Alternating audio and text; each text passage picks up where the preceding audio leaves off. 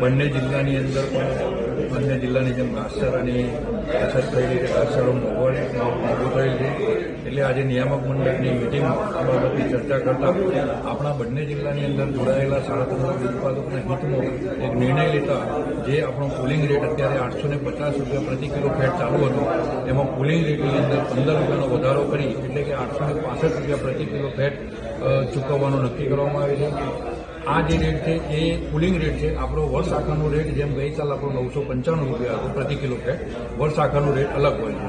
એટલે પુલિંગ રેટની અંદર 15 રૂપિયા આપવાથી હાલ ખેડૂતોને લગભગ 10 કરોડ રૂપિયા જેટલી પ્રતિમાસ દૂધ ઉત્પાદકોને ફાયદો કરવાનો ડેરીએ એક નિર્ણય કરેલો છે. કેટલા ખેડૂતોને આનો ફાયદો છે? પશુપાલકોને ફાયદો છે?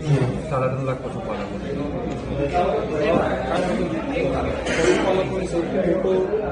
પશુપાલકોને સૌથી મોટી માંગ દૂધના ભાવ વધારવાની છે. આવનારા સમયમાં ગત વર્ષે જે નક્કી કરાય તે મુજબ આવનારા સમયમાં ક્યારે દૂધનો ભાવ વધારવા? આપણે દર વર્ષે લગભગ 30-6 ની આજુબાજુ આપણે ભાવફેર ચૂકવી દેતા હોય છે. જે વર્ષ આખાનો જે ભાવ ઓડિટ થયા પછી નક્કી થાય, આ વખતે પણ અમારા નિયામક મંડળનું પ્લાનિંગ છે કે ભાઈ 30-6 પહેલાં આપણે ભાવફેર ચૂકવી દઈએ.